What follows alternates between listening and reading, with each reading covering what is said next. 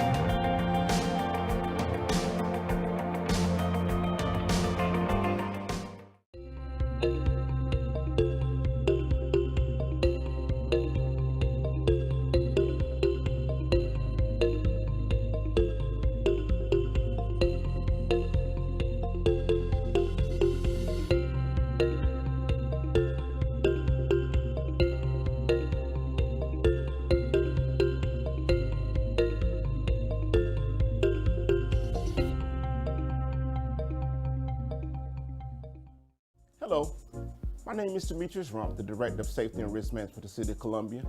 This is your monthly safety message for the City of Columbia employees and the public.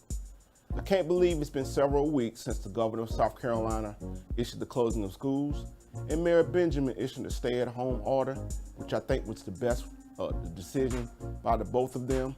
And who's to believe that this was the start of social distancing?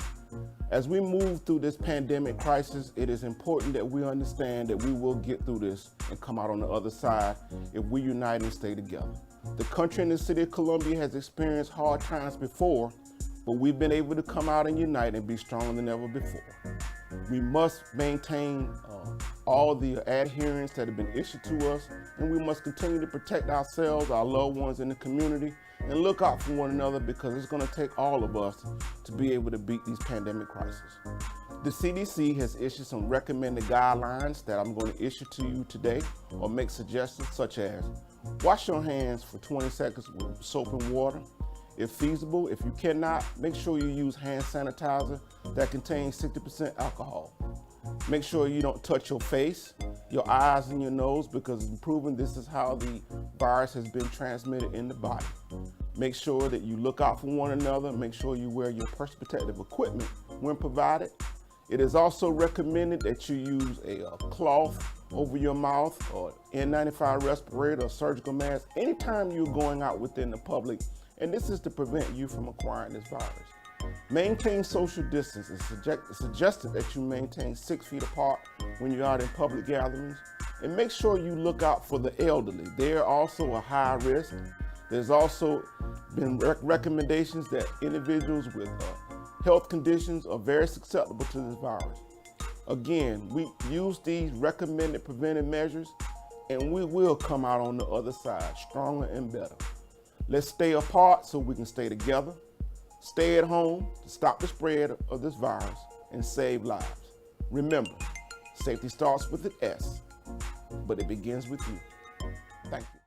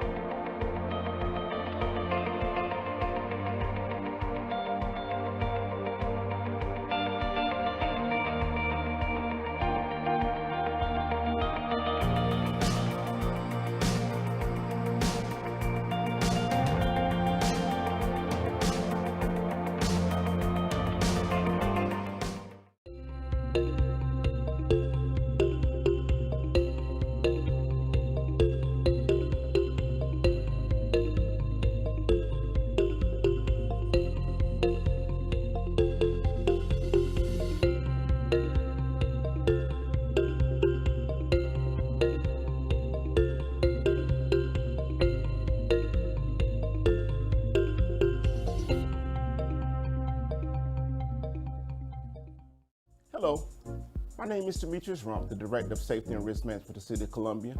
This is your monthly safety message for the City of Columbia employees and the public. I can't believe it's been several weeks since the Governor of South Carolina issued the closing of schools, and Mayor Benjamin issued a stay-at-home order, which I think was the best decision by the both of them. And who's to believe that this was the start of social distancing? As we move through this pandemic crisis, it is important that we understand that we will get through this and come out on the other side if we unite and stay together.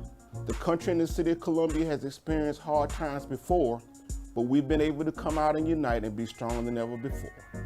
We must maintain all the adherence that have been issued to us, and we must continue to protect ourselves, our loved ones in the community, and look out for one another, because it's going to take all of us to be able to beat these pandemic crises.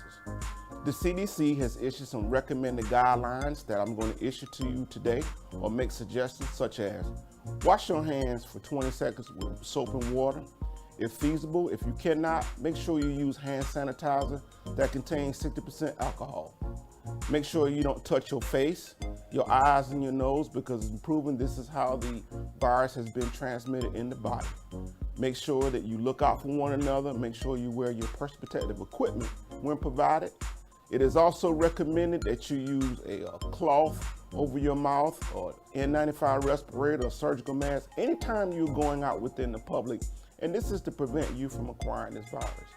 Maintain social distance. It's suggested that you maintain 6 feet apart when you're out in public gatherings, and make sure you look out for the elderly. They're also a high risk. There's also been recommendations that individuals with health conditions are very susceptible to this virus. Again, we use these recommended preventive measures, and we will come out on the other side stronger and better. Let's stay apart so we can stay together. Stay at home to stop the spread of this virus and save lives. Remember, safety starts with an S, but it begins with you. Thank you.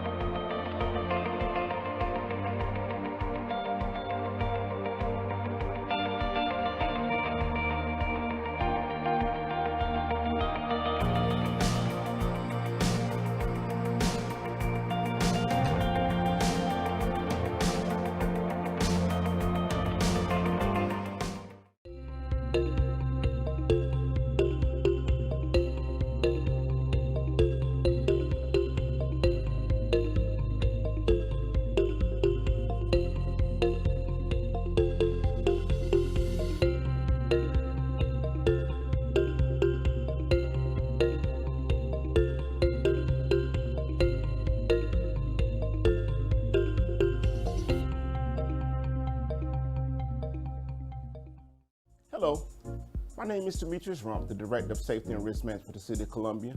This is your monthly safety message for the City of Columbia employees and the public. I can't believe it's been several weeks since the Governor of South Carolina issued the closing of schools, and Mayor Benjamin issued a stay-at-home order, which I think was the best decision by the both of them. And who's to believe that this was the start of social distancing? As we move through this pandemic crisis, it is important that we understand that we will get through this and come out on the other side if we unite and stay together. The country and the City of Columbia has experienced hard times before, but we've been able to come out and unite and be stronger than ever before. We must maintain all the adherence that have been issued to us, and we must continue to protect ourselves, our loved ones in the community, and look out for one another, because it's going to take all of us to be able to beat these pandemic crises. The CDC has issued some recommended guidelines that I'm going to issue to you today, or make suggestions such as wash your hands for 20 seconds with soap and water. If feasible, if you cannot, make sure you use hand sanitizer that contains 60% alcohol. Make sure you don't touch your face, your eyes, and your nose, because it's proven this is how the virus has been transmitted in the body. Make sure that you look out for one another. Make sure you wear your personal protective equipment when provided. It is also recommended that you use a cloth over your mouth, or N95 respirator, or surgical mask anytime you're going out within the public, and this is to prevent you from acquiring this virus. Maintain social distance. It's suggested that you maintain 6 feet apart when you're out in public gatherings, and make sure you look out for the elderly. They're also a high risk. There's also been recommendations that individuals with health conditions are very susceptible to this virus. Again, we use these recommended preventive measures, and we will come out on the other side stronger and better. Let's stay apart so we can stay together. Stay at home to stop the spread of this virus and save lives. Remember, safety starts with an S, but it begins with you. Thank you.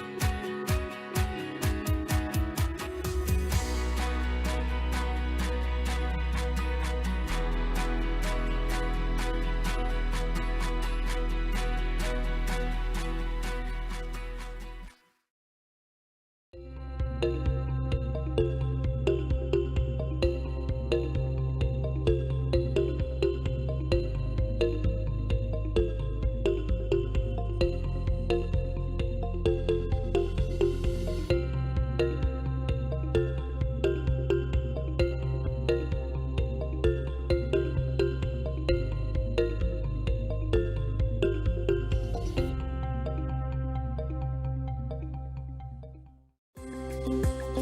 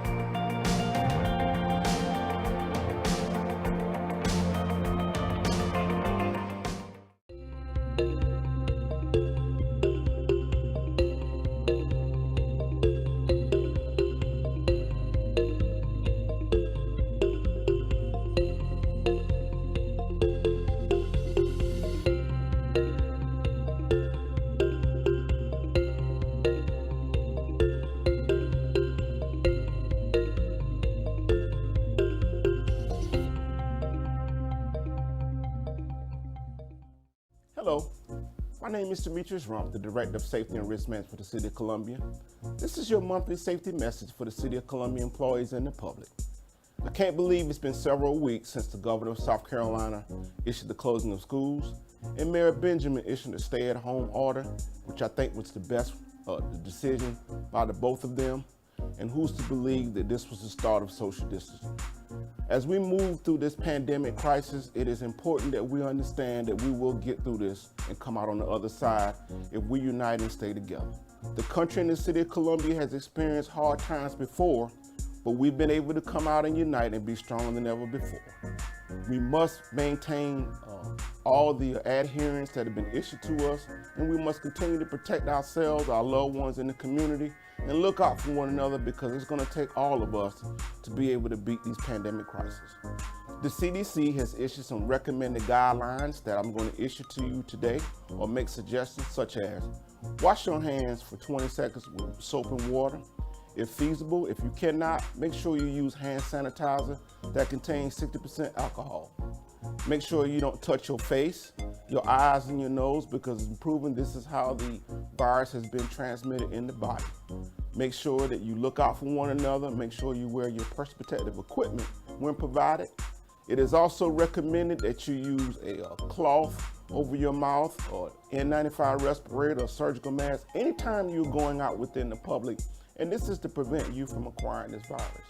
Maintain social distance. It's suggested that you maintain 6 feet apart when you're out in public gatherings, and make sure you look out for the elderly. They're also a high risk. There's also been recommendations that individuals with health conditions are very susceptible to this virus. Again, we use these recommended preventive measures, and we will come out on the other side stronger and better. Let's stay apart so we can stay together. Stay at home to stop the spread of this virus and save lives. Remember, safety starts with an S, but it begins with you. Thank you.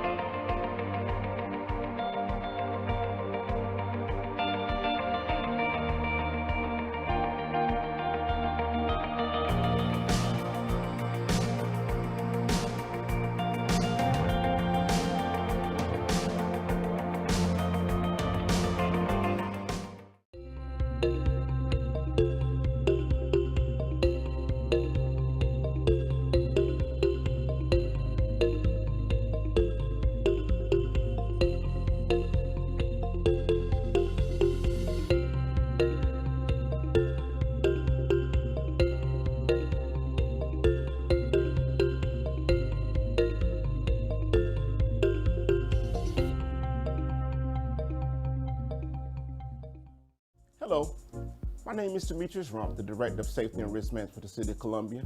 This is your monthly safety message for the City of Columbia employees and the public. I can't believe it's been several weeks since the Governor of South Carolina issued the closing of schools, and Mayor Benjamin issued a stay-at-home order, which I think was the best decision by the both of them. And who's to believe that this was the start of social distancing? As we move through this pandemic crisis, it is important that we understand that we will get through this and come out on the other side if we unite and stay together. The country and the City of Columbia has experienced hard times before, but we've been able to come out and unite and be stronger than ever before. We must maintain all the adherence that have been issued to us, and we must continue to protect ourselves, our loved ones in the community, and look out for one another, because it's going to take all of us to be able to beat these pandemic crises. The CDC has issued some recommended guidelines that I'm going to issue to you today, or make suggestions such as wash your hands for 20 seconds with soap and water. If feasible, if you cannot, make sure you use hand sanitizer that contains 60% alcohol. Make sure you don't touch your face, your eyes, and your nose, because it's proven this is how the virus has been transmitted in the body. Make sure that you look out for one another. Make sure you wear your personal protective equipment when provided. It is also recommended that you use a cloth over your mouth, or N95 respirator, or surgical mask anytime you're going out within the public, and this is to prevent you from acquiring this virus. Maintain social distance. It's suggested that you maintain 6 feet apart when you're out in public gatherings, and make sure you look out for the elderly. They are also a high risk. There's also been recommendations that individuals with health conditions are very susceptible to this virus. Again, we use these recommended preventive measures, and we will come out on the other side stronger and better. Let's stay apart so we can stay together. Stay at home to stop the spread of this virus and save lives. Remember, safety starts with an S, but it begins with you. Thank you.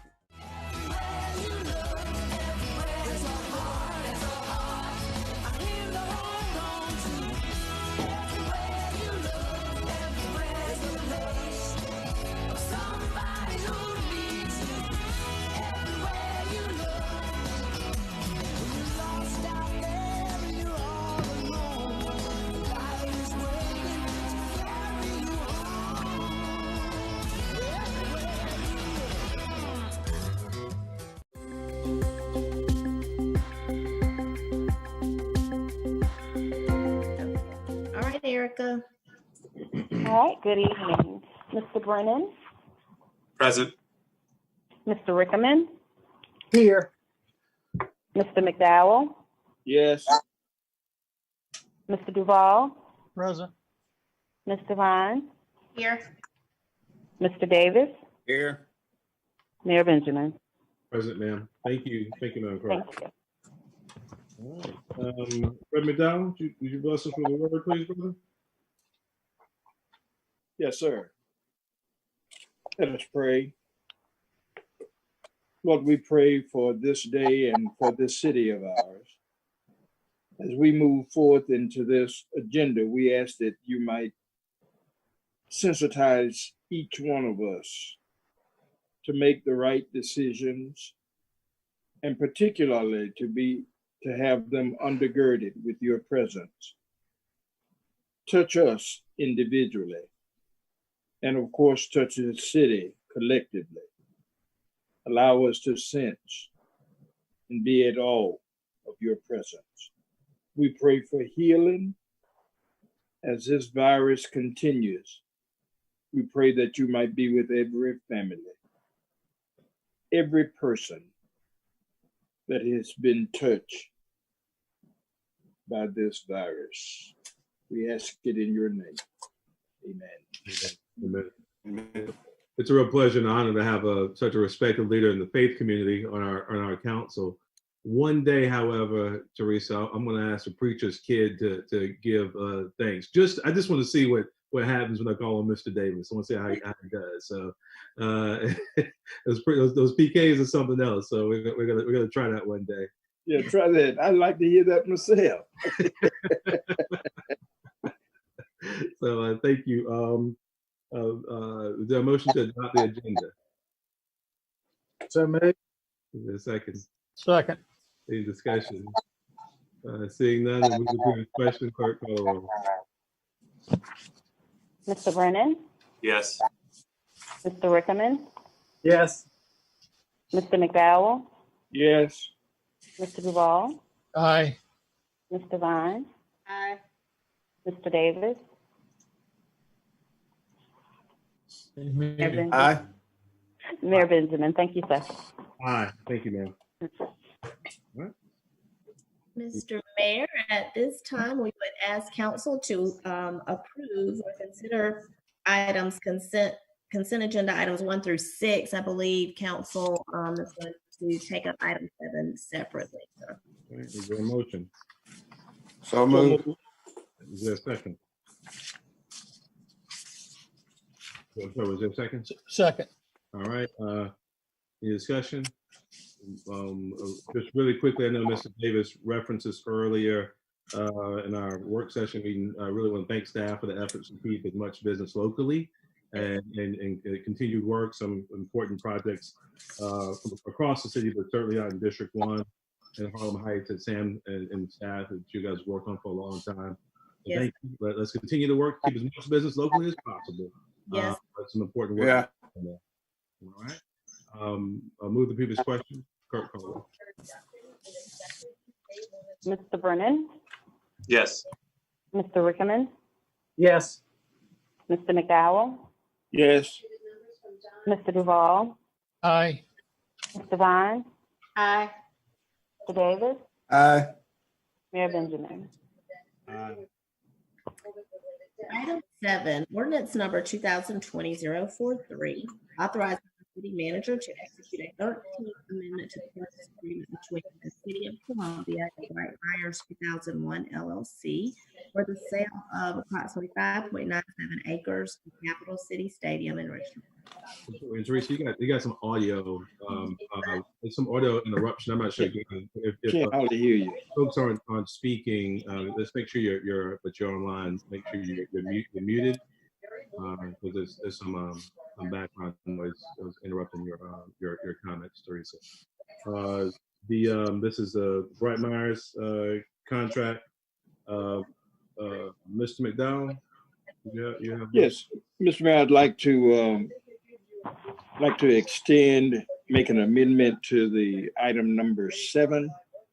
The date included in paragraph 1 of the 13th Amendment to the purchase agreement shall be modified from July 31st to September 1, allowing this extension of the agreement until September 1. Thank you. With that amendment to item 7, Mr.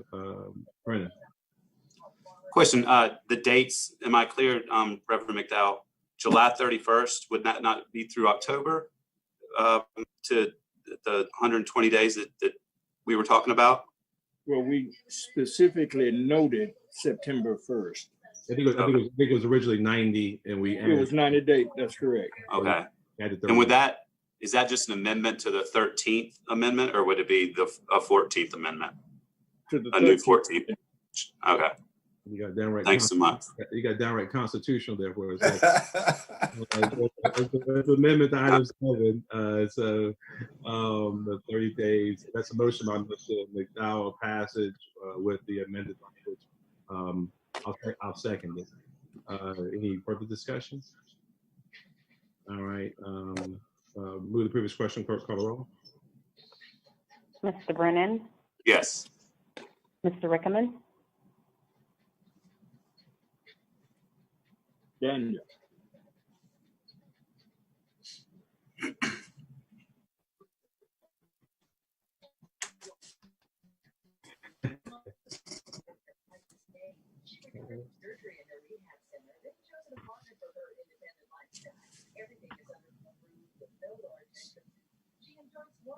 Is that a thumbs up or a thumbs down? For anyone who's actually dialed into the Zoom, because I do see some folks are in, but they're not on mute. So if we could please go on mute if you're not talking. Somebody's watching the news. I just can see a couple that are not on mute, and I wonder if that would help.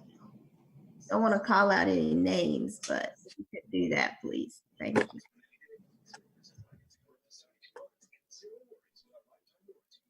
I also might tell you which of your staff might be in the meeting but not paying attention. That's a whole other story. Yeah. Mr. Rickman, your vote? Yes. All right. Thank you, Mr. Rickman. Mr. McDowell? Are you muted, Ed? Yes. Yes. Mr. Duval? Aye. Mr. Vaughn? Aye. Mr. Davis? Aye. Mayor Benjamin? Thank you very much. Thank you. Thank you. Moving into a period of ordinances first reading, ordinance number 2020-024, consenting to the inclusion of property in a multi-county industrial business park at Washington Assembly LLC in Richland County. All right. Is there a motion? So move. I second that motion. All right. So second, Ms. Devine. Discussion. All right. Mr. Rickman and Mr. Duval.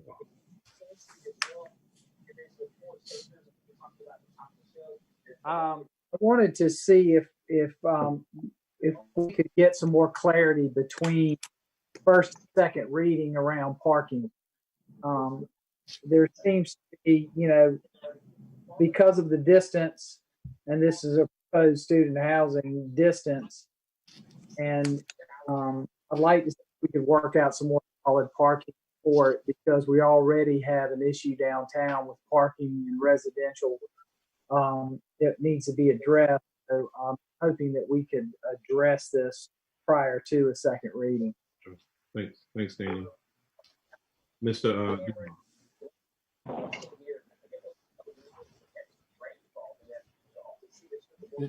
Did you call on me, Mayor? Sir, I did, Howard. Oh, Sorry. excuse me.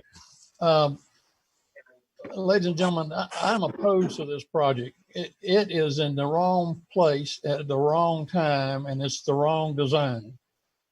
This project is designed for student housing. It's got up to 5 bedrooms per floor, per room, and it's just not what we need in that place in the city of Columbia. I think that it will be an eyesore in a few years, because the student housing market will change as the university changes its method of bringing students in. You won't need as many bedrooms, and this apartment will not be able to be readapted to usable housing for the city of Columbia.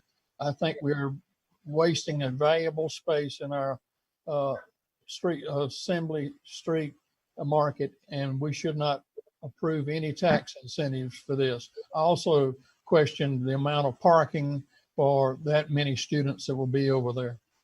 Sure. Thank you, Mr. Duval. Any other comments?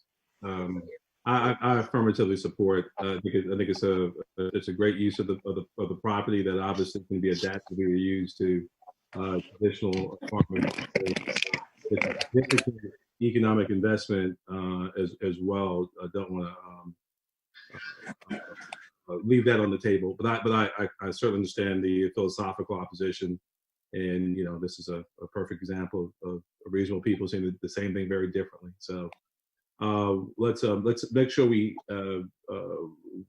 depending on how this vote goes, let's make sure we have some enhanced conversations around parking. Daniel raised if it is an affirmative. Obviously, they don't have the same parking requirements being, right there, I guess, on the edge of the CBD. But certainly, practically speaking, it's worth having a very thoughtful discussion around how we might meet those needs. And I know staff has been very involved in those discussions over the years. So, no further conversation. Let's move to the previous question. Mr. Brennan? No. Mr. Rickman? Yes, with the exception of parking being worked out between second reading. Mr. McDowell? Yes. Mr. Duval? No. Ms. Devine? Aye. Mr. Davis? Aye. Mayor Benjamin? All right. Item number 9, ordinance number 2020-033, granting an encroachment to Patrick Keegan for the use of the right-of-way area of the 2600 block of Monroe Street for the installation and maintenance of a brick retaining wall adjacent to 2608 Monroe Street at 130 King Street in Richland County. Is there a motion? I move approval. Is there a second? Second. Any discussion? We'll move the previous question. Clerk, call the roll. Mr. Brennan? Yes. Mr. Rickaman? Aye. Mr. McDowell? Yes. Mr. Duval? Aye. Mr. Davis? Ms. Devine? Aye. Mr. Davis? Mayor Benjamin? Aye.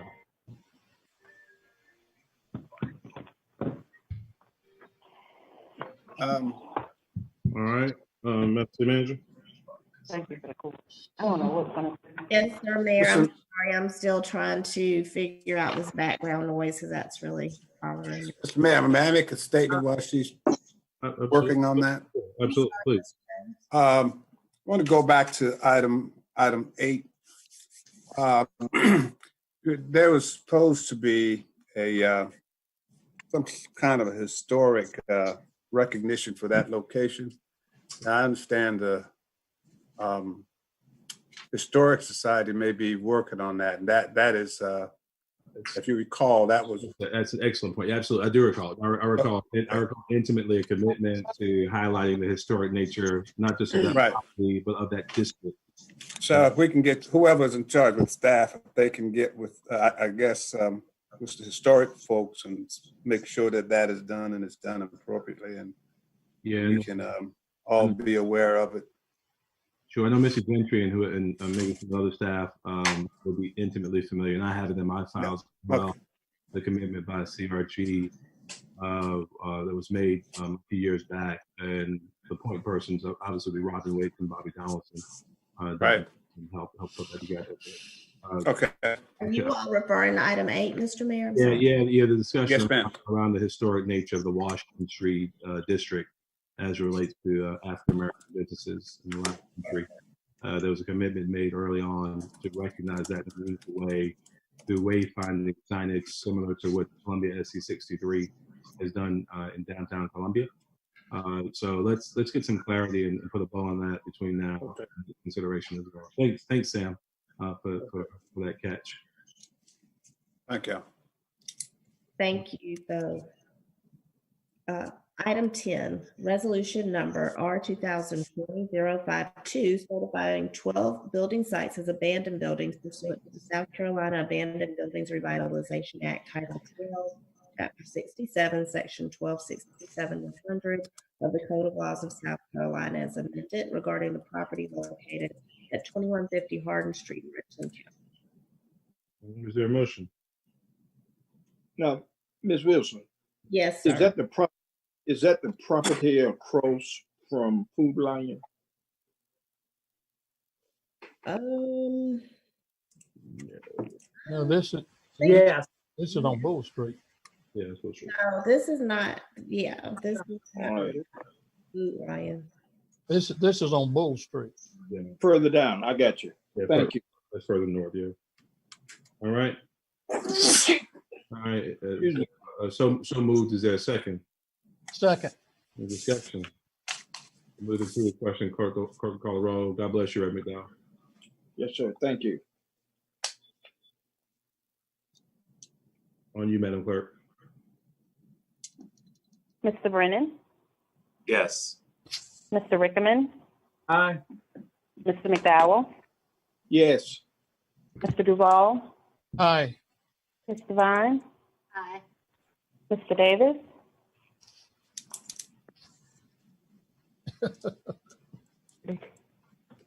Aye. Thumbs up. Mayor Benjamin. Aye. Thank you, Mayor. Item 11, resolution number R 2020-057, certifying building site as an abandoned building pursuant to the South Carolina Abandoned Buildings Revitalization Act, Title 12, Chapter 67, Section 1267-100 of the South Carolina Code of Laws, as amended regarding property located at 301 Assembly in Richland County. Is there a motion? I move approval. A second. I second the motion. Is there discussion? Seeing none, we'll move the previous question. Clerk, call a roll. Mr. Brennan, Yes. Mr. Rickman, Aye. Mr. McDowell, Yes. Mr. Duval, Aye. Mr. Vine. Aye. Mr. Davis, Aye. Mayor Benjamin. Aye. Item 12, resolution number 2020-058, certifying building sites as an abandoned building pursuant to the South Carolina Abandoned Buildings Revitalization Act, Title 12, Chapter 67, Section 1267-100 of the South Carolina Code of Laws as amended regarding property located at 13 Lady Street in Richland County. Was there a motion? So move. Is there a second? Second. Any discussion? Seeing none, we'll move the previous question. Clerk, call a roll. Mr. Brennan, Yes. Mr. Rickman, Aye. Mr. McDowell, Yes. Mr. Duval, Aye. Mr. Vine. Aye. Mr. Davis, Aye. Mayor Benjamin. Aye. Mr. Mayor, at this time for the zoning planning matters, first reading, I'm going to allow our Planning and Development Services Director, Ms. Hampton, to give you all a little bit of instruction before we get started. All right, super.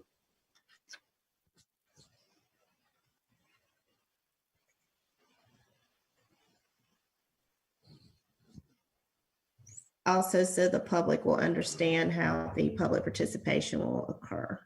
Krista? All right. Yes, the first matter is actually not a public hearing. But I will read that one and then I'll go into the. All right, I may have had a challenge here. I may have lost my Zoom feed. Can you guys hear me? Yeah. Yes. Hear you, Mayor.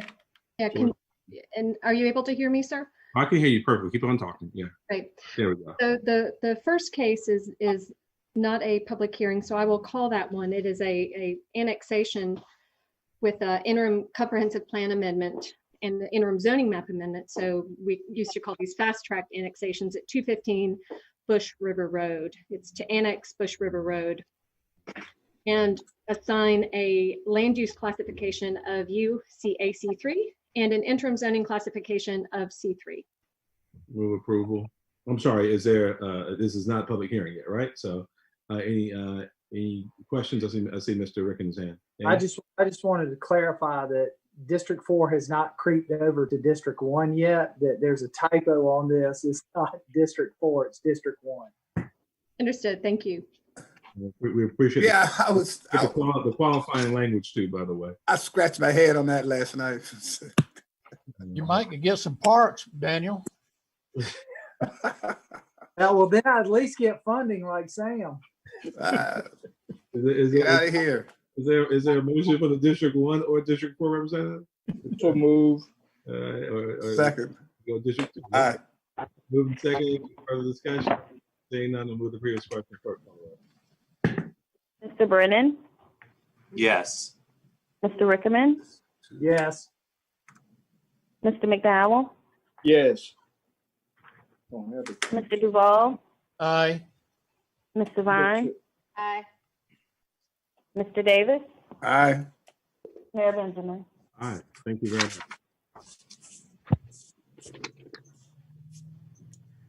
All right, so for our zoning public hearing this evening, we have a couple of methods through which the public can participate. In addition to viewing the meeting as normal on the city's website via City TV, the public may comment via email or telephone. Whether sending an email or commenting via telephone, please include your name and the case number or address that you are referencing.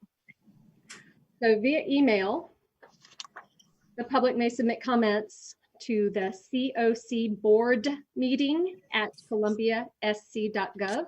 It is at the screen right there.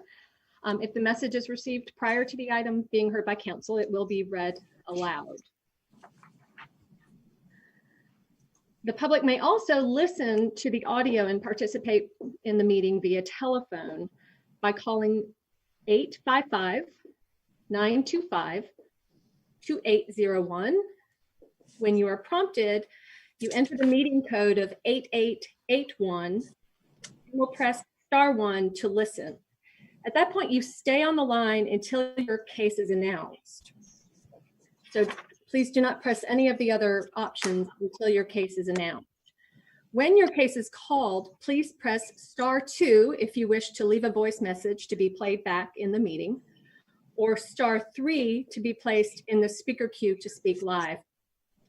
So because we can't differentiate which speakers are which, that is why it's important to wait to hit that *3 until you hear your case. City staff will unmute callers during the comment period for each case. Callers are limited to 3 minutes. And note that if you're participating by phone and have any other devices playing the meeting, we need you to turn those off before you speak. Otherwise, we will have significant feedback. So we'll try to remind everybody of that during the meeting. But we will proceed. The first case is an annexation at 151 Clemson Road.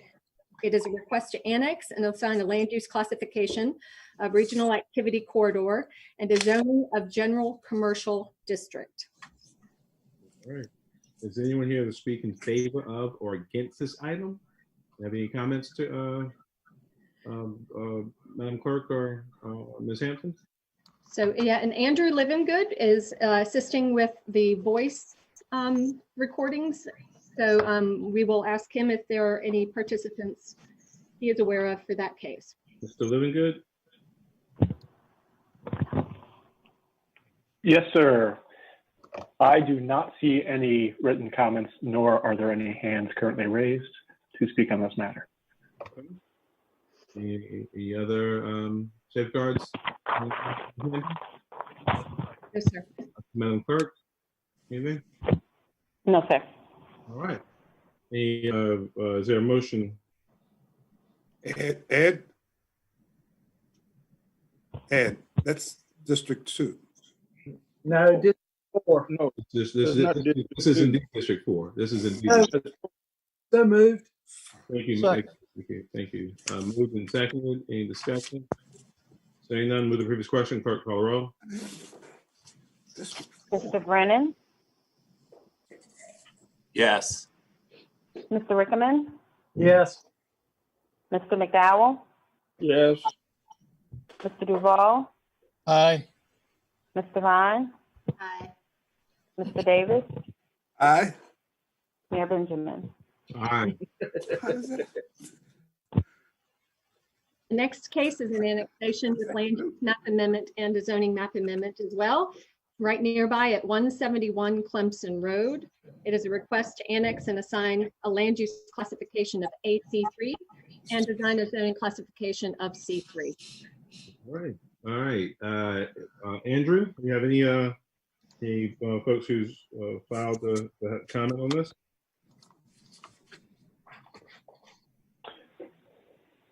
And likewise, I do not see anyone that has indicated they wish to speak, and I do not have any messages. Super. Thank you. Thank you very much. If we have no one else online waiting to participate verbally, is there a motion?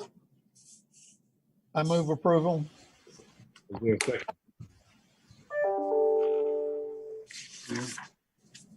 I'll second the motion. Daniel, second. Second.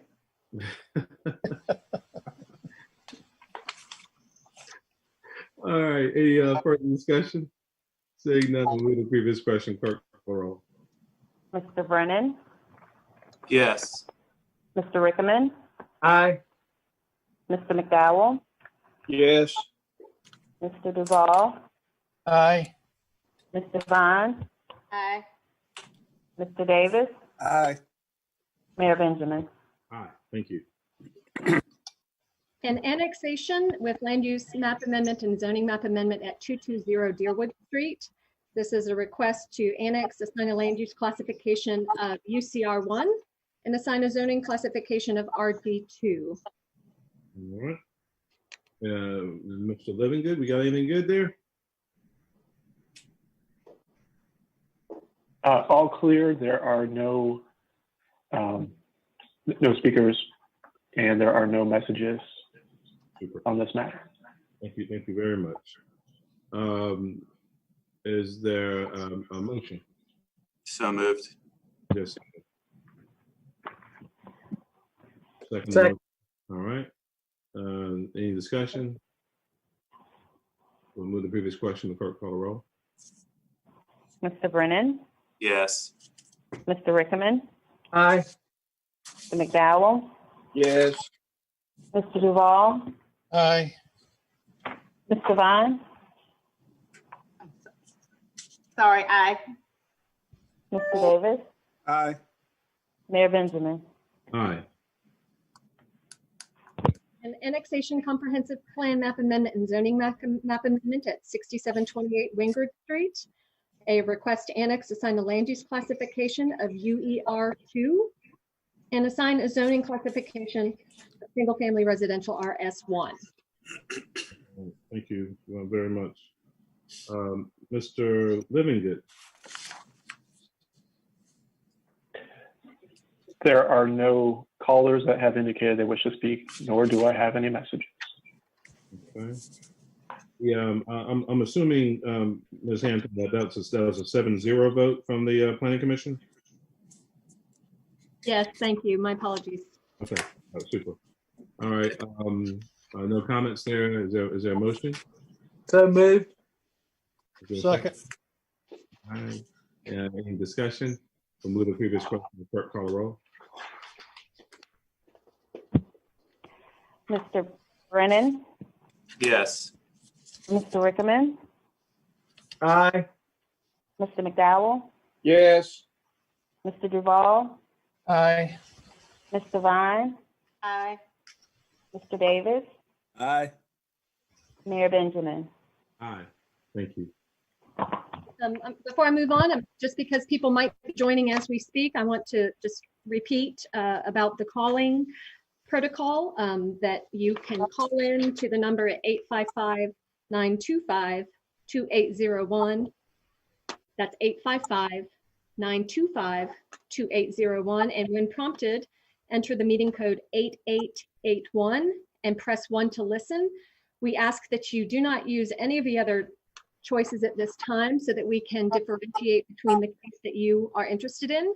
So when I call the case that you would like to speak on, at that point in time, you will hit *3 to be placed in a speaker queue to speak live. If you do wish to just leave a message and have it played into the meeting, you can press *2. But we ask that you do not press *3 until your case is called so we can ensure a quick run through of those people interested in those cases. So I will move on to this annexation and comprehensive plan map amendment and zoning map amendment at 940 Grayson Road. A request to annex and assign a land use classification of EC, that's employment campus, and a zoning of GC, that's general commercial. All right. All right, Mr. Livingood, do we have any written comments on file yet? There are no written comments, Do we have, So moved. and I do not see any callers that have indicated they wish to speak. thank you. A motion by Mr. McDowell. Is there a second? Second. Moved and second. Any further discussion of council? And I want to affirmatively encourage you all, because we're sharing the screen with the land use map. I will see most of you at each time, but not all of you. So if I'll have a pregnant pause between every decision we make. If affirmatively step in if you need to and make a comment. But we'll move the previous question on this one, Clerk Caldwell.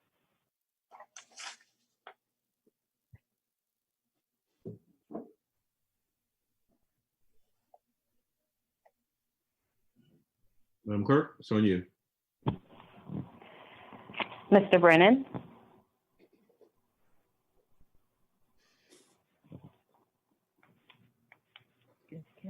Mr. Rickman? Aye. Mr. McDowell? Yes. Mr. Duval? Aye. Ms. Devine? Aye. Mr. Davis? Aye. Mayor Benjamin? Aye, and Will, I think you may have been muted when the vote came to you, so we didn't record your vote. Mr. Brennan? Thank you. Thank you, Madam Clerk. All right. We have an annexation comprehensive plan map amendment and zoning map amendment at 14.4 acres on the north side of Garner's Ferry Road, 17.91 acres north side of Garner's Ferry, 11.08 the west side of Benson, 17.2 on the west side of Benson, and 4.96 east side, and additional acreage on Garner's Ferry. This is a request to annex, assign a land use classification of AC2, UER1, UAR2, and assign a zoning classification of C1, RS3, and RS3FP. As you can see, it's a rather large piece of land. I do know that we have some comments on this. Additionally, the applicant is here to answer any questions. They have worked with staff to differentiate the zoning requests to only bring the commercial up towards Garner's Ferry and then include residential towards the rear of the property, hoping for a mixed-use development here. Do we have any questions of the applicant? And do we have anyone other than the applicant who's signed up to speak? Mr. Livingood?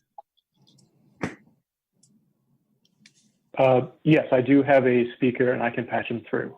Is that please do that, and based on that comment, we may engage the applicant as well. Please. And sir, while he's bringing them in, we also have some email comments that Rachel Bailey will read. Okay, we'll listen. And Chris, obviously, I'll defer to your judgment as to how we should proceed in terms of what order. Since we can't precipitate as people in the affirmative or negative, I want to make sure I give the appropriate amount of time. But let's I'll defer to your judgment. But let's go ahead with the person on the line. Got it. Okay, and I apologize. I do need to try to reconnect that speaker. Okay. All right. Actually, while I relocate that speaker, if there are emails that let's go ahead and write. Let's go. Could be read in. Read through those emails unless you'd rather hear from the applicant first, Ms. Hampton. I think it'd be best, let's go ahead and have the public comment and then let the applicant respond to that. Super. Okay, thank you. All right. Can you all hear me? You sure can. Yes. All right. I have one email that came to the COC board meeting email address. It is from a Mitchell Green. As a resident in Richland County, my property abuts the before mentioned property. I myself am not comfortable nor confident that this annexation will help my property value, nor me or my fellow residents whose property also abuts the subject matter annexation. It would be greatly appreciated if someone or persons could assure me that my property value or my residency as a Richland County resident will not be negatively affected. I apologize, there are some typos. In case none of you are aware, the majority of the people whose property is adjacent to the field do not like this idea. Of course, I cannot tell anyone what to do with their property. I've voiced my concerns to the Colliers Realtor Group weeks ago. It would be nice if the meet would have been postponed until this COVID-19 situation subsided. I feel we have no chance of being heard. Mitchell Green. Okay. Yeah, you're indeed being heard, Mr. Green, but thank you very much. Are there other emails, Rachel? That was the only email I had. Okay, thank you very much. Andrew, how are we looking at reconnecting with that caller? Mayor, the caller Second. is actually Mitchell Green, who's the same individual whose email was read into the record. Okay, super. Okay. So he is not connected by phone. Okay. All right. So there's no other public comment. Is there a motion or a desire to hear from the applicant? So, Mr. Mayor, Yes, sir. so the only, as I understood that letter, the issue was the devaluation of property on the other side. Is that to the side or across the street? How is that located? The property in question. I'm not sure where Mr. Green's property exactly is, but it's one of the ones either abutting or very nearby the applicant parcels. I can only say, obviously, Mr. Green, that the city has been investing heavily in our infrastructure internally, as well as the water and sewer infrastructure consistently. 5 years in a row, the Government Finance Officers Association Award of Excellence. 10 years running, not raising your taxes, but actually reducing them by 12 mils. And continuing, as you've noticed throughout this particular pandemic that we're working through right now, constantly reinvesting and reinventing ourselves to meet the times. So I hope that either, obviously, you can engage with us individually as council people, but as we go forward in the future, maybe we actually might be able to make a case for you as well to consider annexing your property into the city. It would be a wise investment, and hopefully we can through our deeds earn your trust if indeed this moves forward. All right. Thank you, sir. I move approval. Second. Any discussion? Move the previous question, clerk call roll. Mr. Brennan, Yes. Mr. Rickaman, Aye.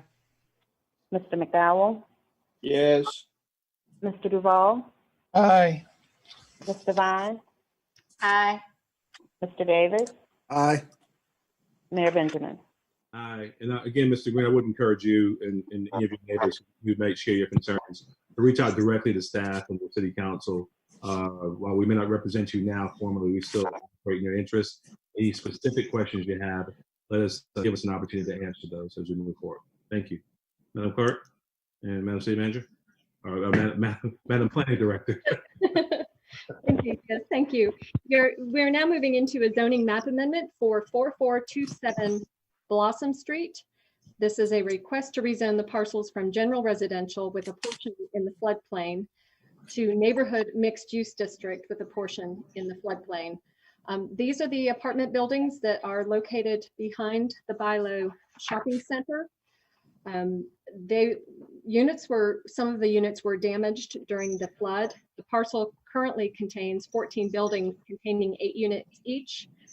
10 of these are occupied. The remaining 4 were damaged and are proposed to be renovated for reoccupancy. The current zoning permits the use of 2 of the 4 remaining, and the MX1 request would permit the density to rehabilitate the remaining 2 buildings. So no new construction, just the rehabilitation of these existing buildings. Okay. You have anyone on the line or emails that have been submitted? There are no emails on this one. All right. Anyone on the line? Living good? I do have one caller with their hand raised to speak, but it does appear to be Mr. Mitchell from the last case. Mr. Green from the last case? Oh, I apologize. Yeah, Mr. Green. To speak on the last case or this case? His hand is currently raised to speak. It's the same gentleman from the last case. Okay. All right. Sure. I mean, let's resolve this issue before us real quick. If there, you have anyone have their hand raised to speak on this item? Does not appear to be, no. All right, I'm very familiar with this property. I had a chance to visit the property during the Great Flood of 2015 with the chief. The property updated and adaptively reused to provide some housing, much of the housing in the city. I move approval. Is there a second? Second. Any discussion? We'll move to the previous question. Clerk call roll. Mr. Brennan, Yes. Mr. Rickman, Yes. McDowell, Yes. Mr. Duval, Aye. Ms. Devine, Aye. Mr. Davis, Aye. Mayor Benjamin. Aye. I know we're dealing with this new format, so if Mr. Green wants to still have his say, understanding we voted on the matter, we'd love to hear from him right now. Okay, I will push him through. Thank you.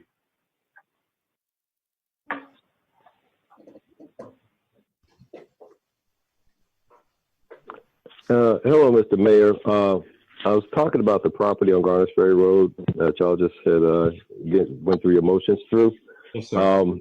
That property abuts my backyard. I am on the commercial end closest to Garners Ferry Road, and I've spoken with some of the other residents that live along there where their yards also abut that same property. And they all have concerns about, specifically us on the commercial end, how it's going to, whether it's going to impact our property values or our county affiliation. And that's, I guess, so to speak, my question. Yeah, no, I appreciate that question. You will still be in Richland County. They will still, along with Richland School District 1, gobble up the lion's share of your taxes. You're not going to be in the city at all. There'll be no affirmative efforts to annex you as well. So hopefully, again, we'll spend some time over the next several months and years earning your trust, and you'll see the benefits of being in the city, and we'll choose to annex as well. I'm also concerned with the fact that it's a C3 and a C1. I guess that would be light industrial use. I don't know exactly sure what the classifications are.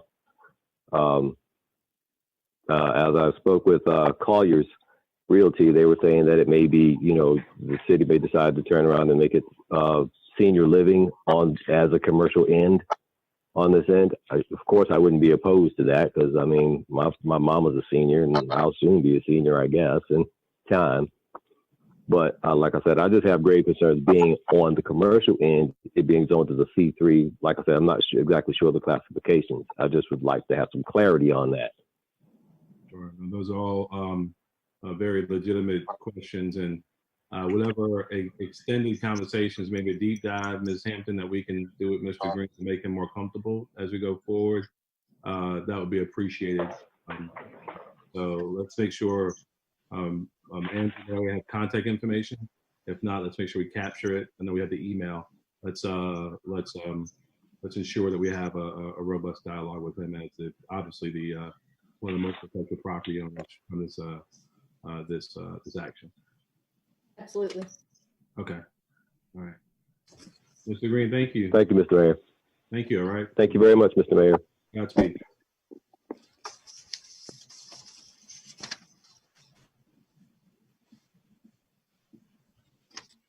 Our next case is a zoning map amendment for 2201 Main Street. It's a request to rezone the parcel from light industrial M1 to general residential. All right. Is anyone who's submitted written comments or on the line on this item? No written comments on this one. All right. Anyone on the line, Andrew? There is no one on the line on this matter. Is there a motion? So moved. Is there a second? All right. Second. Moved and probably second. Any discussion? We'll move to the previous question. Clerk, call the roll. Mr. Brennan, Yes. Mr. Rickman, Yes. Mr. McDowell, Yes. Mr. Duval, Aye. Ms. Devine, Aye. Mr. Davis, Aye. Mayor Benjamin.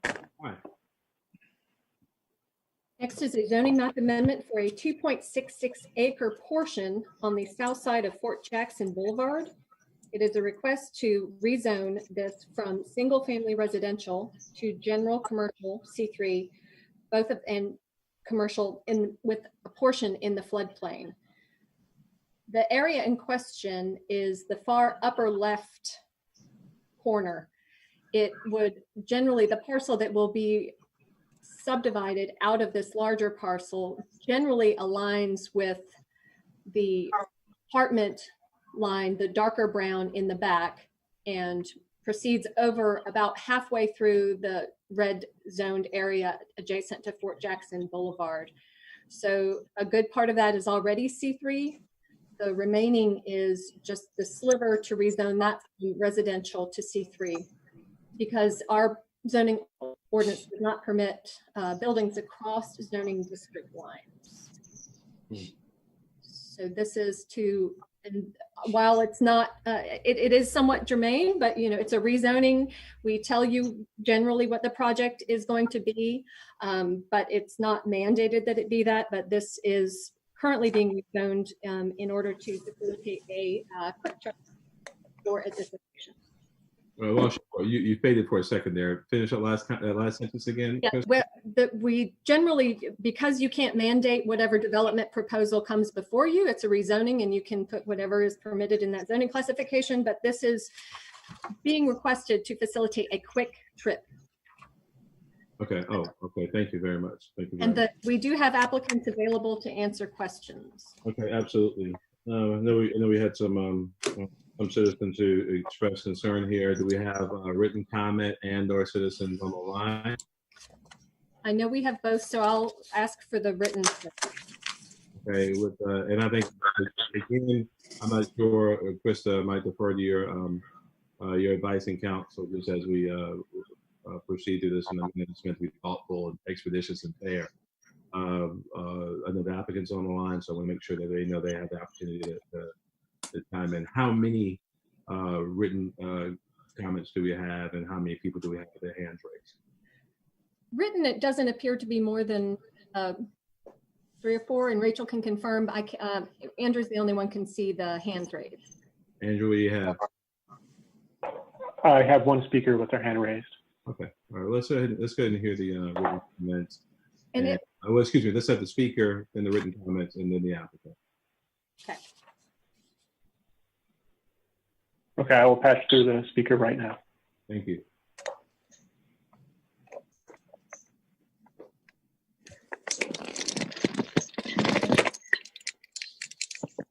Hey there, can you hear me? Yeah, we sure can. Okay, I'm just going to read a letter that I wrote to Mr. Rickerman today. My name's Julie Gilio. I live in the Kings Grant community.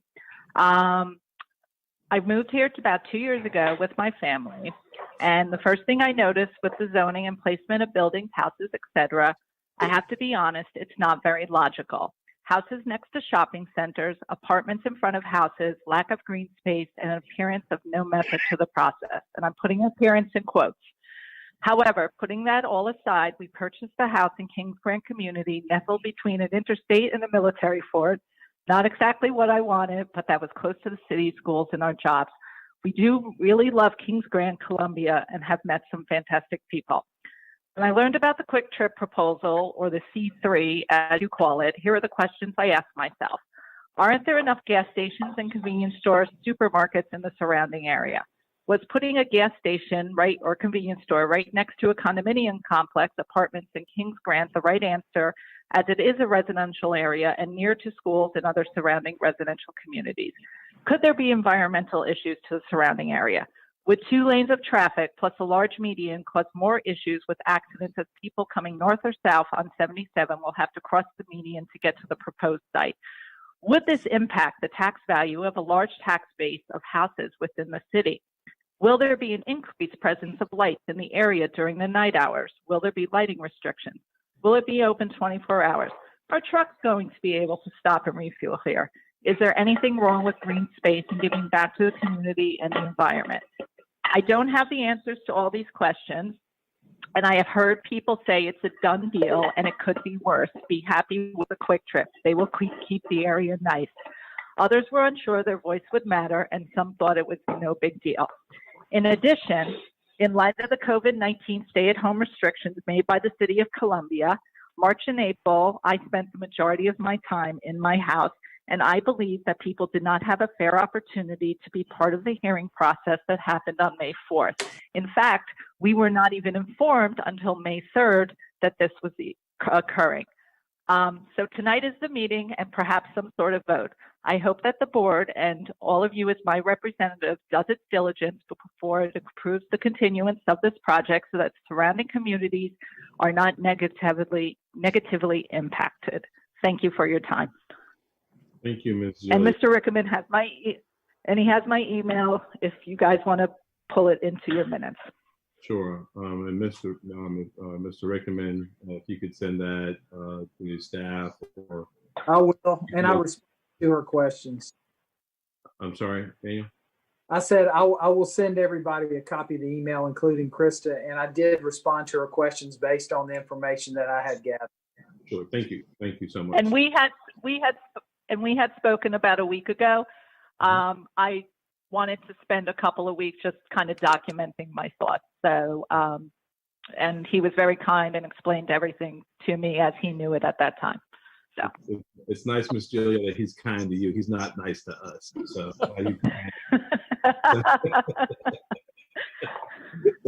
thank you for sharing your input and your insight. And I will tell you, this is not a done deal. My guess is the majority of council, if not all, but maybe Mr. Rickerman as a district representative, probably had any conversations about this and all. But thank you for sharing your concern. Mr. Livingood, I think, I'm sorry, Rachel, I think we might have some written comments. We'd love to hear. Yes, I have 2 emails. The first is from a Hope Komar. Hi, my name is Hope Komar, and I'm a resident of the Kings Grant subdivision located on Fort Jackson Boulevard. I'm writing to oppose the planned development of a Quick Trip gas station at the intersection of Fort Jackson and I-77. Since I travel Fort Jackson Boulevard frequently, I've observed numerous accidents and feel that a Quick Trip will further increase the number of accidents and endanger public safety. I have attached a copy of a report from the Columbia Police Department that Mr. Howard Duvall obtained upon my request. There have been 67 accidents at or near this exchange in the last 5 years. That averages out to 1 per month.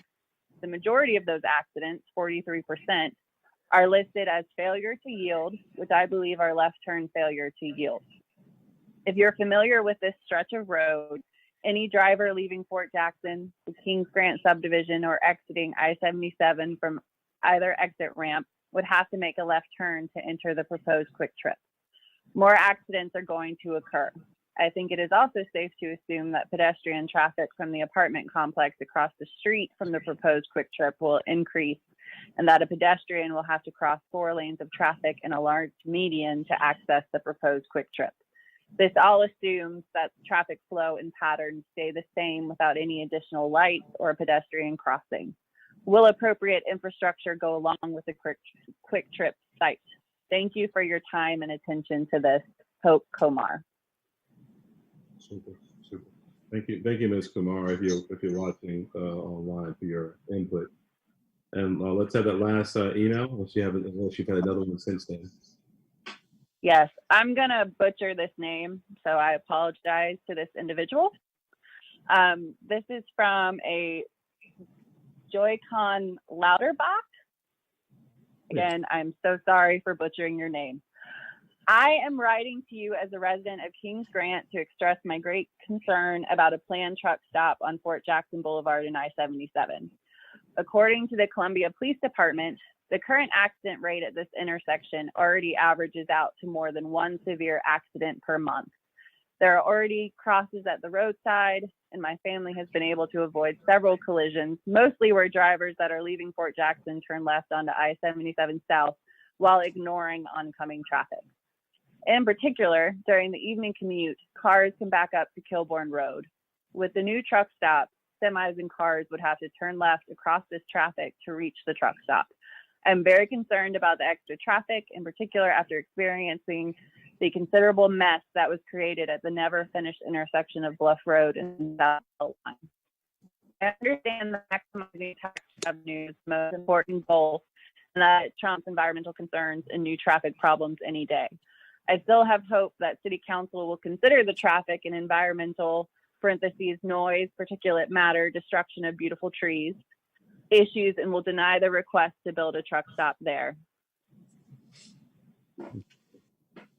And I believe that is the last written comment that we have for this case. Okay. Super. Thank you. No one else on the line in the interim. Is that right, Mr. Livingood? That is correct. Mr. Rickerman? Yeah, I did want to address, I had corresponded with several folks who had reached out, and I did want to ensure folks that this is not a truck stop. It is a QT. It is on the highway in a major thoroughfare there. There were some questions around environmental, and my understanding is there were no wetlands mitigation needed. They fit within the letter of the law, the footprint. They're before us because the property is both commercial and residential right there, which is you map abuts. There were some other questions about egress into the property, which I believe DOT and traffic engineer, that fits into their purview. As it came to questions about lights and other things, these will be addressed at the BOZA meeting. I believe QT's lights are directional. I think their representatives are on the line, so we, ask them some more questions around that. And that, it will be a site that will be monitored not only by the folks who work there, but their corporate office. I think from a traffic pattern standpoint, it is an off-ramp location. I think it fits the mean. QT is probably, the top of any good corporate citizen. I do think that it is appropriate site for it. I know that some folks don't feel the same way, but we are talking about a major thoroughfare and a highway.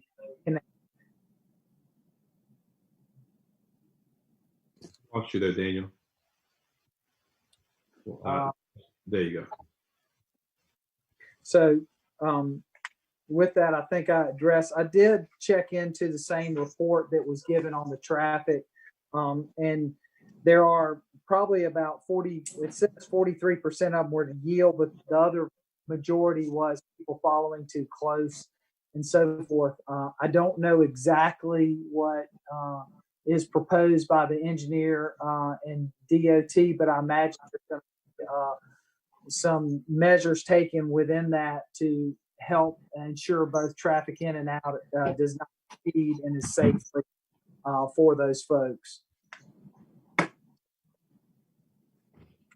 All right. Thank you, Mr. Rickerman. Mr. Rickerman, I was trying to download the thing. Where's the traffic study? I didn't see it initially. Is it in our packet? No, we don't have a traffic study. That's why I said the engineer, it's a DOT road on all sides, so they handle that. That's not in our purview. Okay. So what you were referencing, can you just forward that to us between first and second reading, just regarding the accidents and whatever information you have? Right now. Okay. I'll send it to you right now. Thank you. All right. Thank you. All right. We can obviously hear from the applicant, unless Mr. Rickerman, you have a motion. If you'd like to hear from the applicant, I'm glad to do it. If not, I'll make the motion to approve. Is there a second? I think that's on Mr. Davis. Is there a second? Second. All right, second by Mr. McDowell. Any further discussion of council? We'll move the previous question to Clerk Coverall.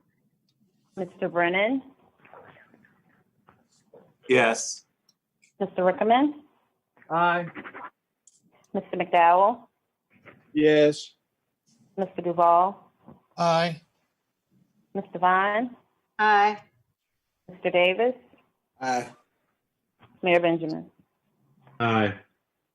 Thank you. And Daniel, let's share both those emails if you haven't already.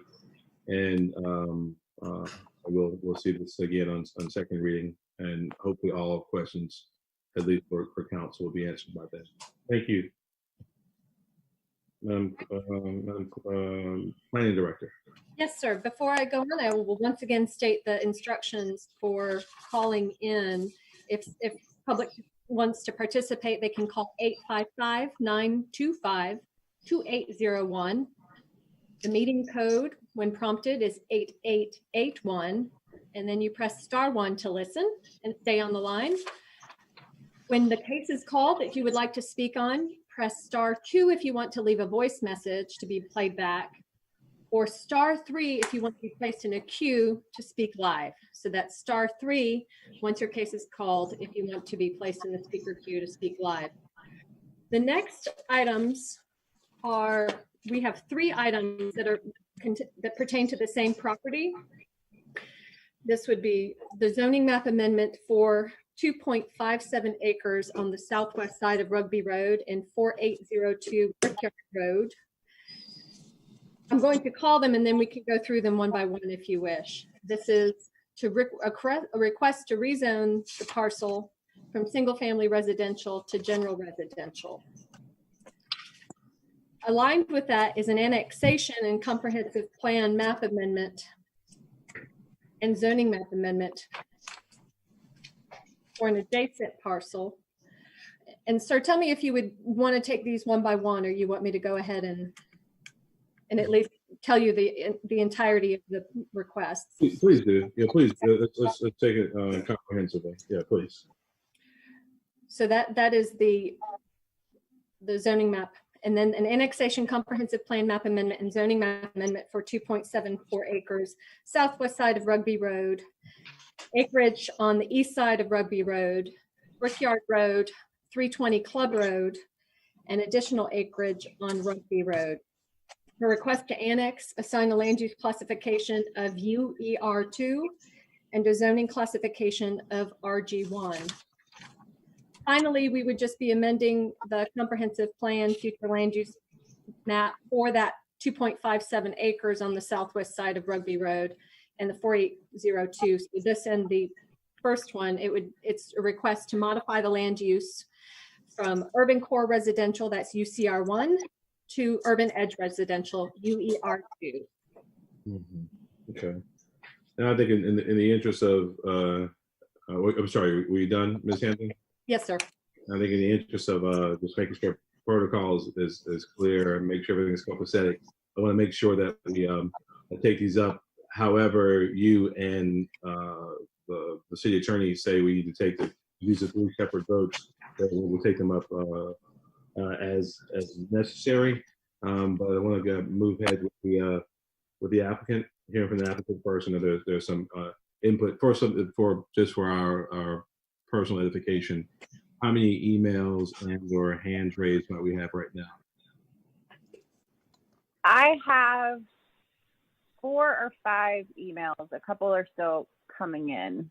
Okay. All right. And how about any hands raised? I do have a speaker with their hand raised. Okay, super. I think in this one, I think I'm going to hear from the applicant first, if that's okay. Mr. Mayor, yes, Mr. Mayor. Go ahead, Mr. Brennan. Hey, can you could you please request Andrew's staff to introduce the caller name and whatever information is relevant for us to hear instead of the caller introducing themselves? Okay, sure. That works fine. I do want to briefly interject. Unfortunately, in many cases, we will not know the name of the caller ahead of time. Okay, thank you, sir. Well, I think we heard Rachel's consternation earlier. We're blessed to have people from every one of the 194 sovereign nations of the world living right here in Columbia, Richland County. That's a good thing, that diversity. So we'll do our very best to make sure that it's clear who's talking and where they're from, Mr. Brennan. Let's do what we can. Do we have the applicant on the line? Yes, we do. Okay, let's hear from the applicant first, and also give the applicant the ability to rebut or respond to any questions raised by the others who may share their views. Let's hear from the applicant first. Thank you so much, Mr. Mayor. This is John Lewis. I am the developer for the project, and the applicant is on the line also. We have, the client owns 10.57 acres, of which a portion of the property is located in the city and a portion is located in the county. And the request is to annex part of the county land into the city and then change the zoning. Our intention is to build a 91-unit townhome development on this parcel of land. Fantastic. Okay, thank you. Thank you very much. All right. Let's hear from the those who've signed in to speak. Let's hear from the call first. And I ask you. Okay, certainly I will. And ask them. I'll ask them to state their name and residency for the record. Thank you, Mr. Mayor. Yes, sir.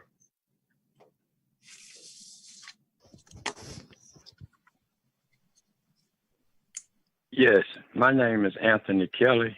I stay on Brickyard Road, and I think it's a bad idea to zone X that property. We in 29203 area, we have more trouble out here with the little people we have. And I really think that we shouldn't rezone that. I think all y'all should take a look at that before y'all vote. I calls in every other night to the city police office. They just shoot every night in the same area. I don't get no help for that. And for them want to build them apartments there, I think we should look at it more and more and more before they put more apartments jammed up on us. And you got more elder people live back here in Banyan Woods. So I think y'all should look at it more. If you come here by my house, just before where they want to build that, the stop sign probably got 100 holes in it. My wife works in the emergency room. She was on the floor last night. So I don't think that should be zoned for any, unless it's a park or something. And thank y'all for y'all time. Thank you, Mr. Kelly. Thank you very much. Thank you, sir. All right. We have no other calls on the line. All right. I do not have anyone with their hands raised. Thank you very much. So how about written comments have been submitted, please? All right. This is from a Jada Harris. My name is Jada Harris. I'm a homeowner in the Barony community, and I oppose and do not agree with the proposed project at 320 Club Road, Southwest Rugby Road, and surrounding properties. We are a very small, quiet community of a few homes, and I do not welcome nearly 500 individuals to a small area to congest the traffic. I would rather single-family homes be built instead. I would like to know if a traffic study has been done or will be done to find out the impact of at least 75 to 100 or more vehicles in the community. What were the results if one has been conducted?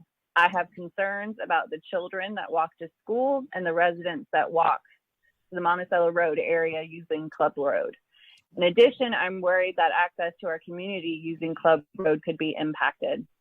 This is the route used to travel to my home and the route emergency officials use to reach our streets behind the proposed zoning change site. I don't want decisions made thinking only of today. Future forecasting is vital to this community.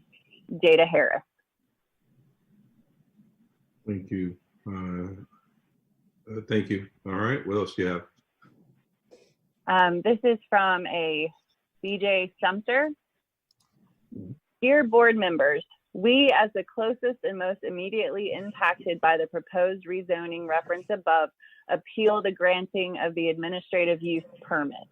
We do this because the findings are not supported by the evidence. The conditions do not adequately protect us from the unreasonable detriment, which under the factual circumstances of this application will cause unreasonable detriment to us as well as our neighbors and our neighborhood. Character of neighborhood. The City of Columbia, Grace Christian Ministry, and CDC ignores the changes this will have on the nature of neighborhood. The parties listed state that it does not fundamentally alter the nature of the underlying uses. The reality is that additional cars driving up and down our street on dangerous roadways during both morning and evening rush hours will inevitably impact the character of this neighborhood. No formal traffic study was done, and the invested party states that this increase in traffic will not bother or impede current residents that reside in the community. To protect against this impact, at a minimum, the city should at least conduct a reasonable study. Evacuation and safety issues are not addressed. This site is located in the middle of the community that was once the Ridgewood Country Club. In case of earthquake and or fire, residents will be driving hastily to evacuate, while emergency vehicles will be speeding towards the site, yet there is no requirement for an emergency earthquake or fire evacuation plan. Nor has the local fire marshal with specific knowledge of the unique dangers of fire and evacuation in this area been called upon to address the safety of this site. Further, the City of Columbia Grace Christian Church /CDC has failed to acknowledge the recent geo-environmental testing on the proposed site location. After being advised by the company that the site is contaminated with years of illegal dumping and would require major intensive excavation of at least 50 or more feet throughout the entire site, no one has taken any steps to address this.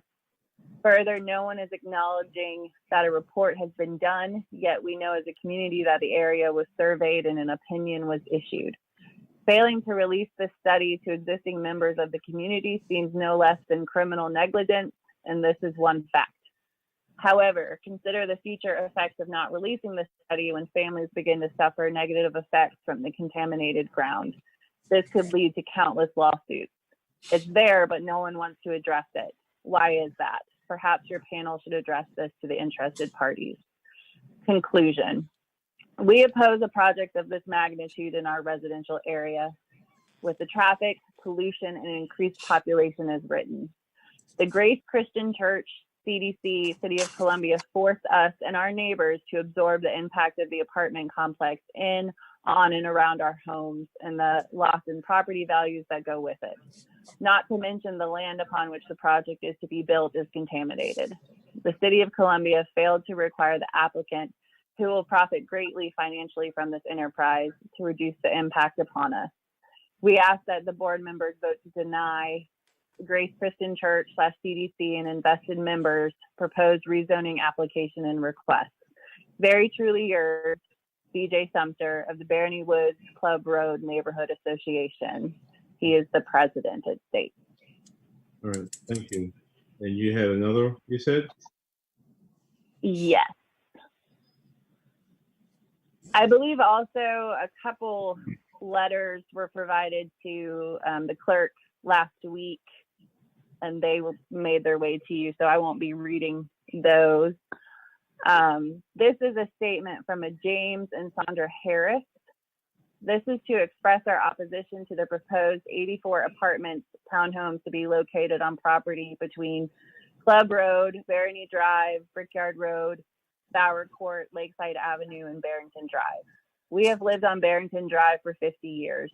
We need your help to keep our neighborhood zoned for one single-family dwelling per lot. Some of our concerns about this proposal are as follows. Increased traffic in this small, quiet neighborhood. Means of entry to that property is very limited. May cause more obstacles for emergency vehicles to access the streets in my neighborhood. The effect on schools in the area, and the effect on the environment. And the last one I have is from a Zipporah Sumter.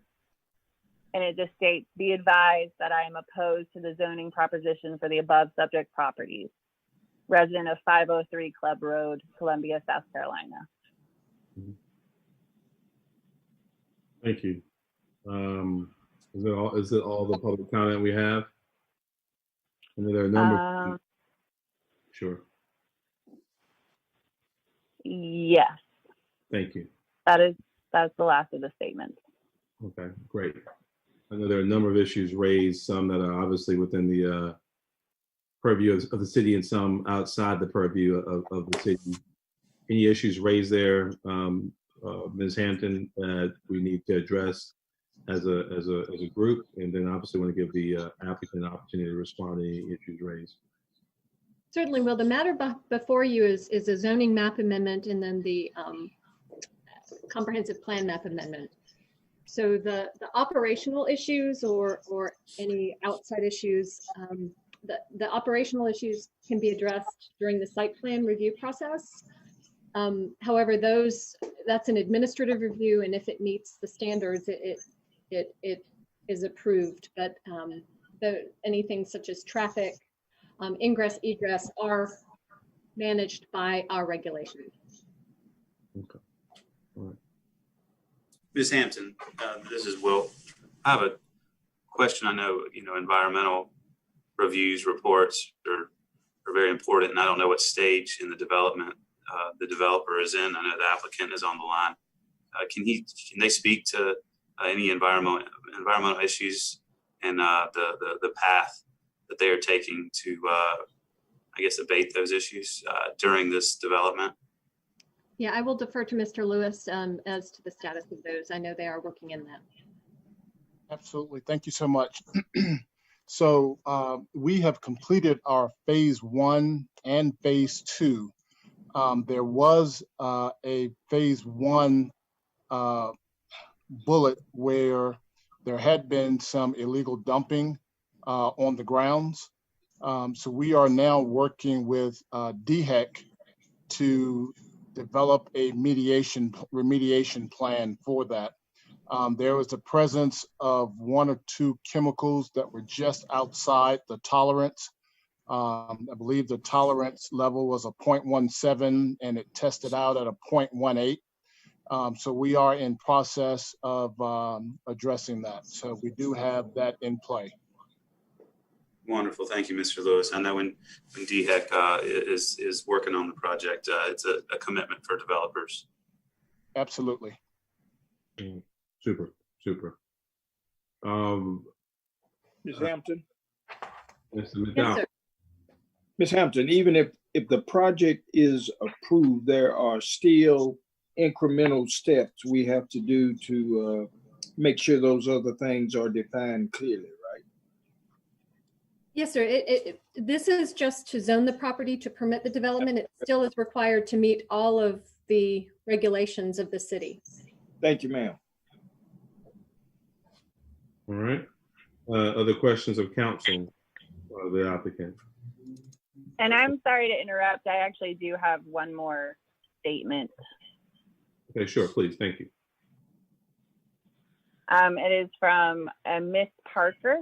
She just wants to make it clear that it was initially 84, now 91 units at 3 heartbeats per unit, approximately 546 people in a 6th Street quiet community. Miss Stacey Parker.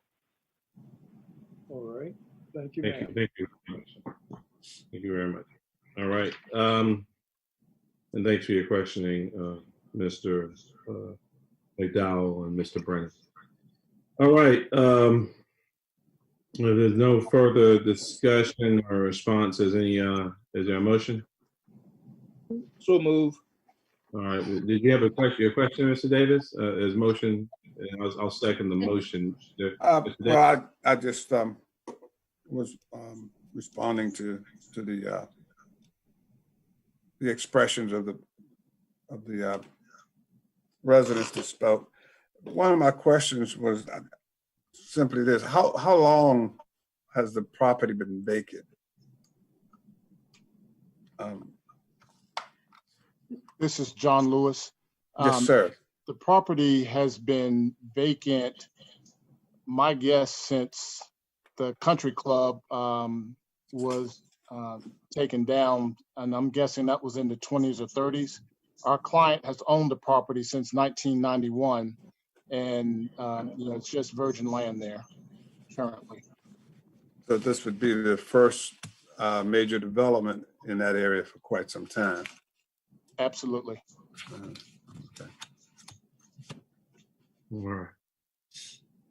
All right. I'll second. All right. Motion by Mr. McDowell, second by Mr. Davis. Sir, and may I clarify that is, we're going to take each one individually, so that would be for the zoning map amendment? Whatever protocol is we'll make sure we do it right. So we're moving to item 2023. It's moving probably second in the discussion. Sir, and I apologize for the interruption. I have learned that there is one additional email that you may not have been privy to, and the writer has indeed emailed again to ask why it has not been read into the record. So we would like to be privy to it. So I apologize for that and the interruption. So we'll. Okay, please. Let's read it into the record. Certainly. Just one moment. She sent quite a few of them, so I'm trying to get them all together in one. She's attaching documents and information. We will reference those documents, so we're not reading each of those documents. No, absolutely not. I'll get the body of the email and incorporate everything as well. And regrettably, it's also by Ms. Searcy. She didn't give her first name in this one, but she did attach documents and has the application listed for Jennifer Bishop. It should be noted that the property is connected with her church, Grace Christian Ministries, and we would all like this to remain single family to keep the integrity of the small community. They did not submit a survey at the planning meeting, even though it was completed prior to the meeting. We tried to contact the ombudsman's office, but it was closed due to the current pandemic. Also note that the quote unquote study that they keep mentioning about the need for affordable housing was conducted by the company that Jamie Devine on Richland School District 2 board with Aaron Bishop of Grace Christian Ministries. Conflict of interest. North Columbia fact document attached shows area is already saturated with apartments and most are subsidized with vacancies and one large under construction. Even the project this group most recently completed has vacant apartments. That is the answer. Thank you. Thank you, ma'am. I move the previous question. Thank you, Mr. McDowell. Clerk call the roll. Mr. Brennan, Yes. Mr. Rickerman, Aye. Mr. McDowell, Yes.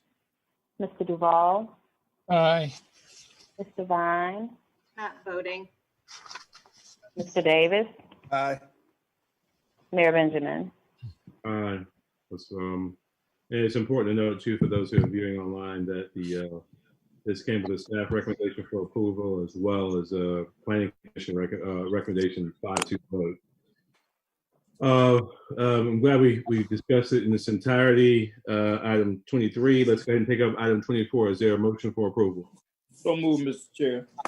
Second. Any discussion from council? None with the previous question, clerk call the roll. Mr. Brennan, Yes. Mr. Rickerman, Aye. Mr. McDowell, Yes. Mr. Duval, Aye. Mr. Vine, Not voting. Mr. Davis, Aye. Mayor Benjamin. All right. And lastly, item 25, the comprehensive plan future land use map amendment summary. Is there a motion for approval? Final. Is there a motion for approval? Last item. So move. Is there a second? Second. Any discussion? Seeing none, we'll move to the previous question. The clerk call roll. Mr. Brennan, Yes. Mr. Rickerman, Aye. Mr. McDowell, Yes. Mr. Duval, Aye. Mr. Vine, Not voting. Mr. Davis, Aye. Mayor Benjamin. Aye. And as usual, the questions, I think the environmental questions and obviously traffic concerns raised, let's make sure we pay particular attention to them and keep Mr. Davis very much involved in. I thought I was clicking in the down and I asked him to speak, but I muted him and hung him up. Okay. Thank you. Certainly, sir. All right. We will move on to the next item, which is a zoning map and text amendment for a 1 acre portion of 2.14 acres, the west side of Barnwell Street. This is in the Full Street development. This is a request to rezone the property to designate the structure as a Group 3 landmark and the associated text amendment with that. Is there anyone signed up or submitted comments to in favor of or in opposition to this? Is anyone online? Let's put this part. I do not have anyone on the line with their hands raised. Any written comments? I do not have any for this case. Thank you. Is there a motion? I move approval. Is there a second? Second. All right, second, Mr. Rickman, any discussion? Staying none, we'll move the previous question. The clerk will call the roll. Mr. Brennan, Yes. Mr. Rickman. Mr. Rickman, Yes. Mr. McDowell, Yes. Mr. Duval, Aye. Mr. Vine, Aye. Mr. Davis, Aye. Mayor Benjamin. Aye, thank you. Plan Director?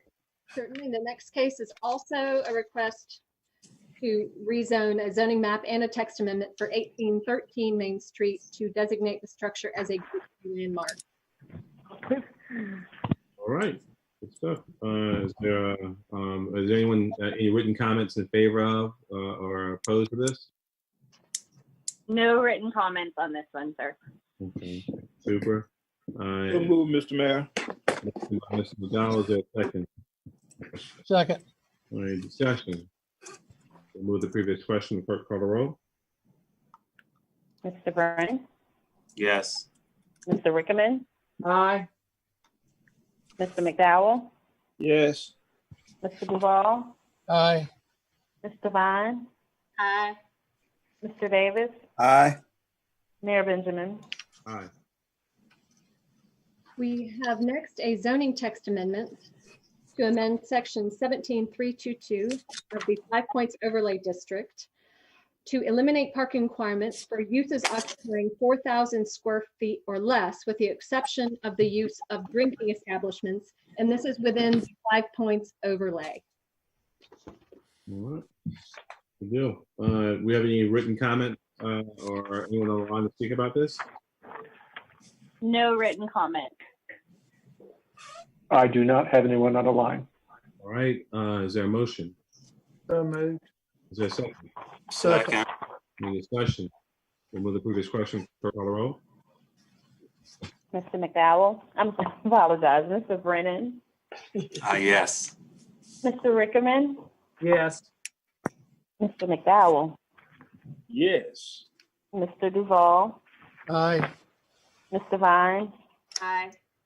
Mr. Davis, Aye. Mayor Benjamin. Aye. Thank you. We come last but not least to the final item on your public hearing, and these are amendments to the Unified Development Ordinance to update some of the text and revise the effective date. So you will remember that you have adopted the Uniform Development Ordinance. We had placed an effective date of May, hoping to have had the zoning mapping done. We were well on our way, but have been delayed somewhat by the pandemic. During the period when we were adopting this code, council requested staff to amend some of the language that was in there. That included the eating and drinking establishments, to remove some of the spacing requirements for outdoor entertaining and eliminate the business plan requirements. Additionally, the community character demolition criteria was asked to be tightened up. That has happened as well. As we were going through the mapping process, we determined that there were a number of changes that were necessary. There were a couple districts that were identical almost, so we merged them. The district names were very cumbersome, so we renamed them. So now instead of AC/NCC or something, it's a DAC, NAC, BRAC. So it's much easier to remember. This is the listing of some of those amendments. I'd be happy to go through them each. They are in your packet, but I'd also take direction if you just want to ask questions. All right. Good deal. Move approval. Is there a second? Second. All right.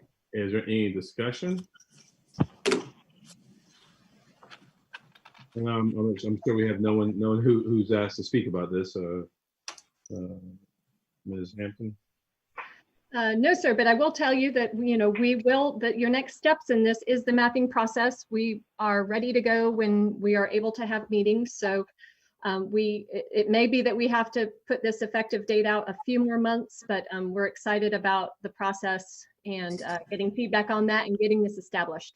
But Rachel and Andrew, can you confirm there's no other comments? I've received no written comments on this one. Super. And likewise, there's no one on the line. Super. Thank you, Andrew. We'll move to the previous question. Clerk, call the roll.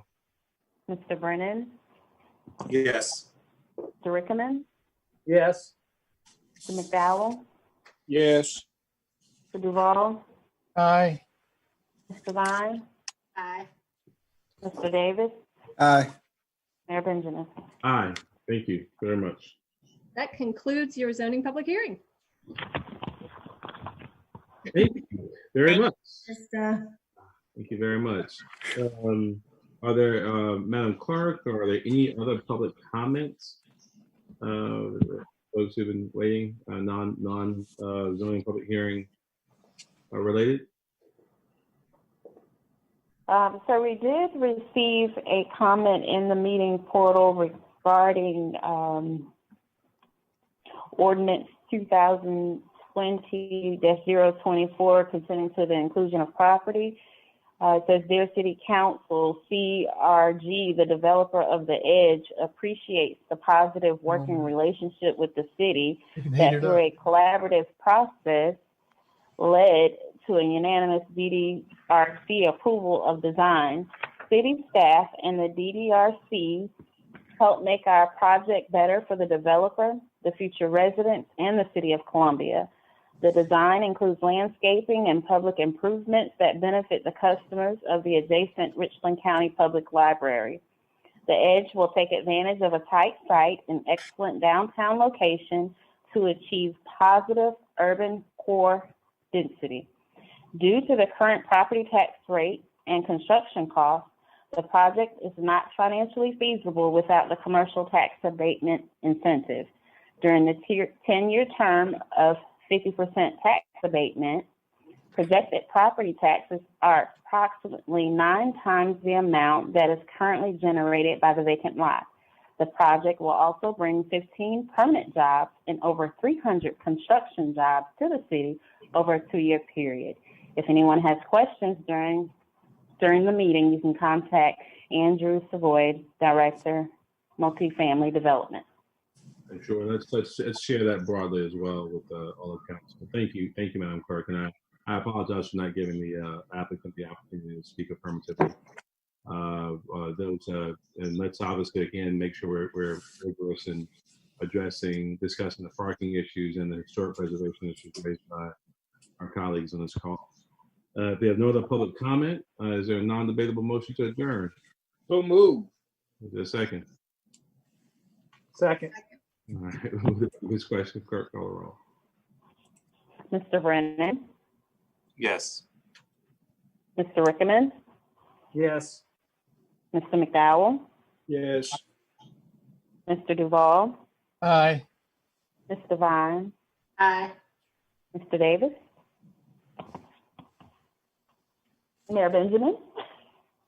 Aye, and I'll vote for Mr. Davis too. Aye. Thank you. God bless you. Yes, aye. Very productive day. Very much so. colleague. Stay safe, y'all stay healthy. God bless y'all. Appreciate y'all. Right, good. Right. I want to see you guys.